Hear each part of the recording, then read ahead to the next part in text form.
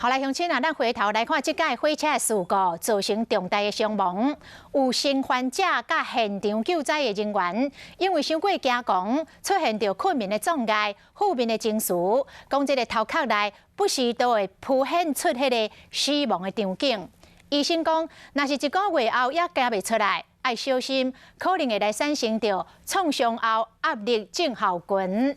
到这个专业的医疗团队来到意外现场甲殡仪馆。 为因提供协助。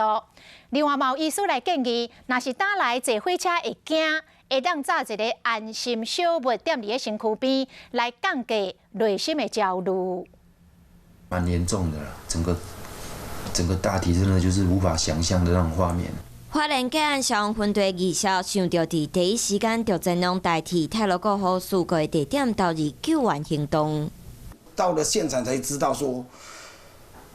伤害那么多，哎呀，那么多人这样子。现场抢救工作搁当咧进行，真侪警消人员看到遗体无完整，心情真震动。